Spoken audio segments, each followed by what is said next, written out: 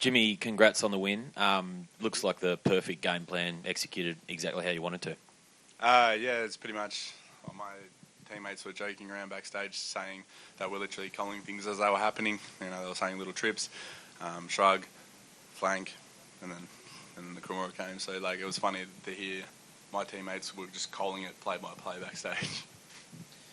Next up, a fight back in Australia. Is that really at the top of the list? Yeah, man. I want to come home. I want to come home and put it on for the Aussies.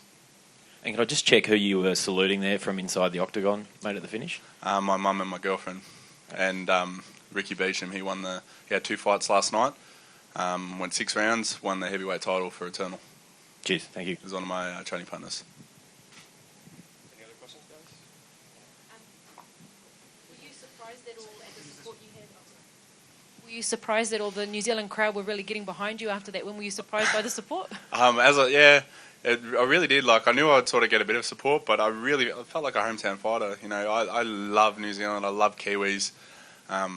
You know, when Kiwi fighters fight back home, I'm the loudest in the room. I just love that. You know, there's a good rivalry when it's us versus them, but when it's us versus the world, you know, there's no stronger bond, I reckon.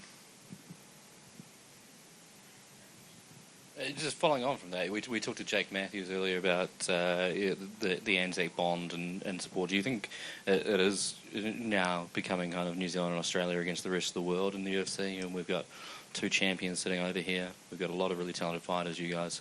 What do you think about that? I love it. Yeah, the more high level fighters are over in this part of the world, the better it is for all the athletes. You know, we have higher level guys to move around with. As I said, I don't know. It's really cool to see how far it's grown. When I first got into MMA, no one knew what it was, and now everyone knows what it is in this part of the world. That was a real statement victory for you tonight. Who's next on your list? I don't know. I've got to sit down with my team, win one more fight, and then I'm going for Misha. Much respect to Misha Serkinov, by the way. I actually built that game plan off of what he did to me.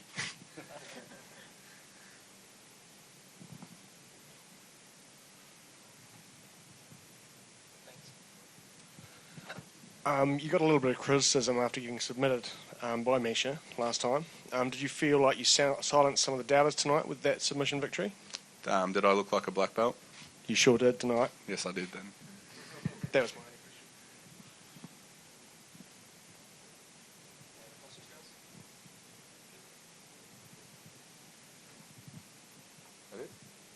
Thanks, guys.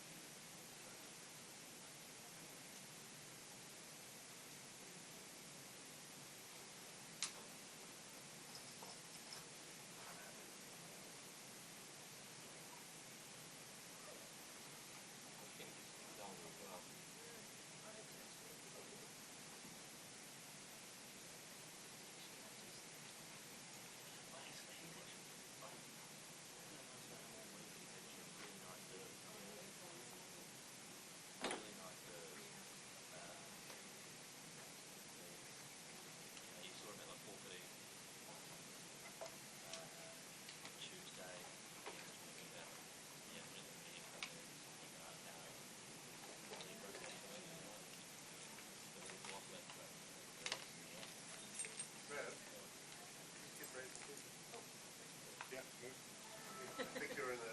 Oh, sorry.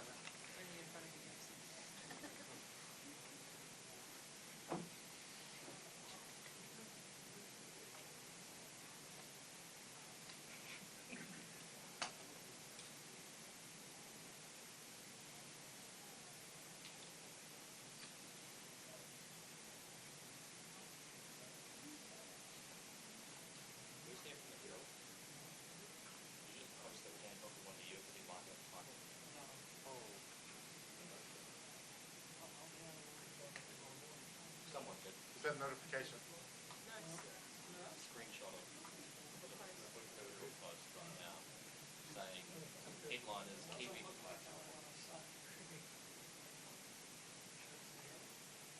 Somebody just seems to get it.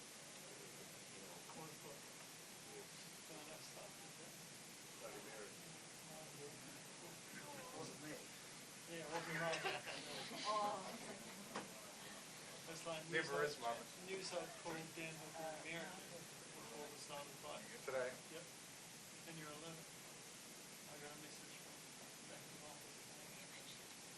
Yeah. I didn't do the alert. Yeah. Yeah, exactly.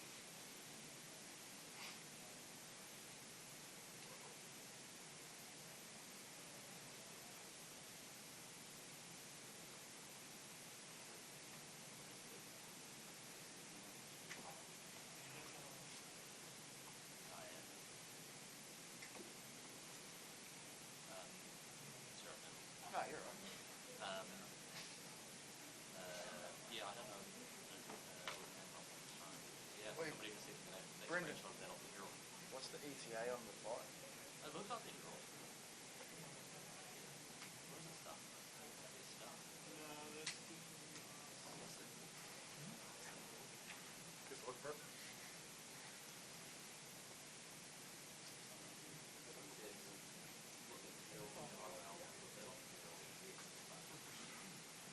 What is it? There's an article headline that says Dan Hooker just won the UFC lightweight Oh, title. someone's in trouble. What's the ETA on music stops around us. If he did, I'm surprised. Okay. Fuck yeah, three chaps from the region. as far as I'm aware, it wasn't us. I'm gonna ask him about that. Yeah, good. Oh, Dan Hooker just won the lightweight title.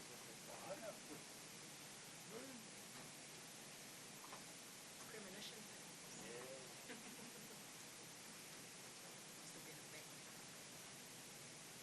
Yeah.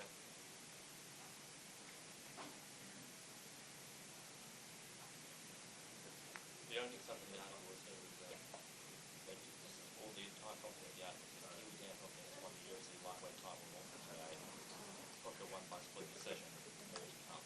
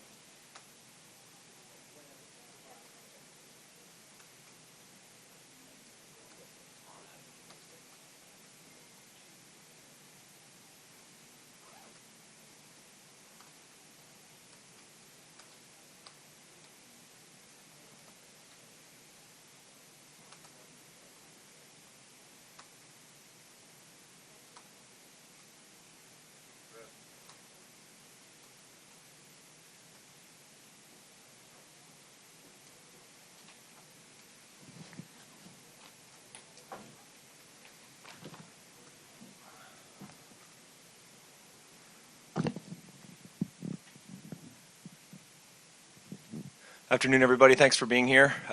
First of all, I'd just like to say a few words of thanks, New Zealand Mixed Martial Arts Federation, Spark Arena, and the Orake Morai for the very hospitable welcoming ceremony, the traditional greeting at the beginning of Fight Week.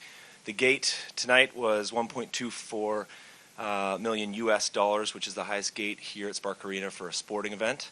Attendance was 10,025, which was sold out. And the fight of the night goes to Felder and Hooker, with bonuses to Jimmy Crute and Priscilla Cachoeira.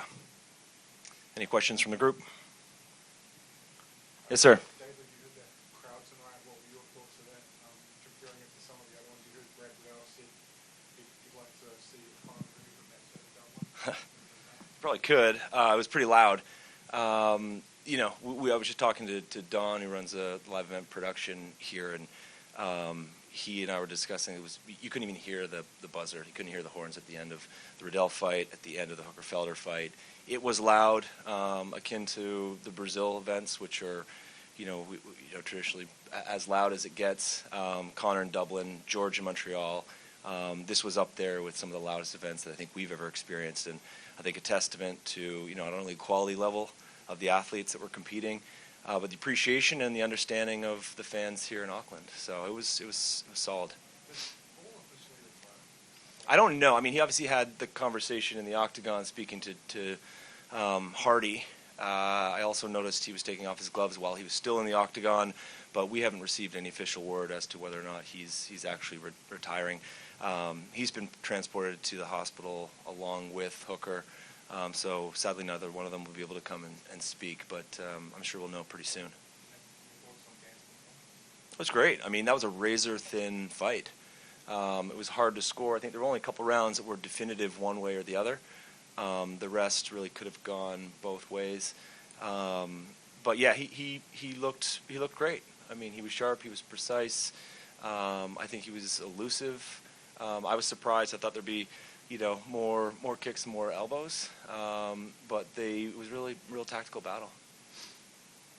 Dave, Hey. just on the numbers you mentioned before, were you guys expecting to come in here and leave with the biggest attendance and gate ever taken here for a sporting event? Yeah, I mean, it's nice to get there. I don't know if it was on anyone's radar. We weren't really sure heading into this week what the gate record actually was.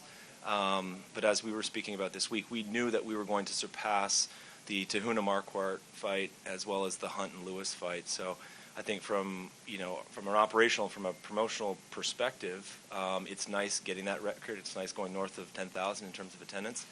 But yeah, I mean, it was an empty seat in the house. It was great. And just on Dan's fight, how did you see that one? Well, I mean, I'm probably not the best person to ask. If Shelby was here, I mean, he was ringside and he probably could have scored it. I thought, number one, first round went to Felder. This is just my opinion. Hooker, 2 and 3, Felder 4, and then the fifth round. Are you waiting the takedowns, or are you waiting the octagon aggression and the effective striking? So, yeah, could have gone either way. Hi there. Hey. Hey. How are you? Good, thank you. I know it's going to take a bit of time to digest what's happened tonight, but Israel has been saying over the last couple of days that he does want to come back to New Zealand to defend his title should he, succeed against Yoel Romero. What is the likelihood of that potentially happening perhaps before the end of the year? So likelihood low before the end of the year. I mean, we've mapped out our pay-per-view schedule thus far. If he's going to defend his belt, it's obviously going to be a pay-per-view. That doesn't mean that there's not an opportunity to have a pay-per-view here in Auckland. Going north of 10,000 in terms of the attendance is pretty important. Obviously, having an event here in Auckland, suits the North American pay-per-view market well, which is kind of our standard. We don't like to change the time of the pay-per-view. It happens every once in a while for extenuating circumstances, but it's just not good because consumer sort of standards, people are comfortable with the time. And so, Auckland's home to many of our corporate partners here. We've got a very robust content business here. This was the first event, we talked about it this week, this was the first event that we had on free-to-air television, which is important for us because I think it's the next step in assisting with the growth of the sport here. So, if he wants to defend the belt, well, the likelihood he's going to defend the belt somewhere else, because I assume he's going to fight again in 2020. It likely won't be here. Okay. And Kai also mentioned about a Perth card in June. Is that as a matter of fact, or is that still whispers? Not yet. I mean, lots of rumblings, as you can see online. We're looking towards an event in Australia at some point later this year. News is imminent, but nothing concrete to report now. But there's obviously a pretty healthy stable of athletes that can compete, given the performances tonight, and obviously all the other Australian and New Zealand athletes that have been competing well for quite some time.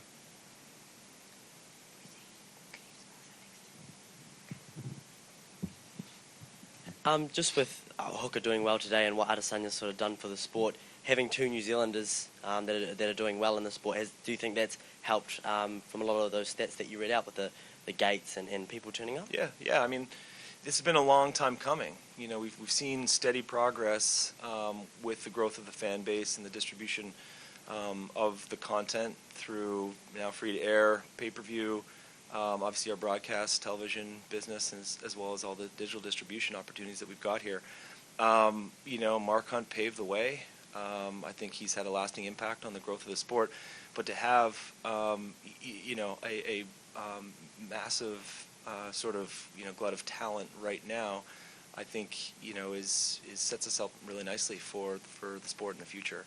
It obviously helps with several of the athletes, including 3 of the CKB guys, winning tonight. I thought the Riddell fight was awesome. But yeah, I mean, listen, I think this is the natural evolution. I think for what's really comforting, I think, for us is we work really hard to help grow the sport and help grow the business in many regions around the world, especially this region. And nothing really happens without the success of the athletes. And I think that's a testament to how the quality level of the training and the gyms. And I'm sure that guys, like Hooker and Kai France and Brad Riddell and a number of others are going to continue to pave the way for future athletes in the UFC. And I guess for yourself and even other athletes, do they enjoy New Zealand? Do they like it, the feedback that you get when they come down under? New Zealand's one of the most beautiful countries in the world. We've had a great time in Auckland, very well received by all the fans. Everything was really well attended all week. We love coming here, and we'll absolutely be back. Dave, very well, thanks.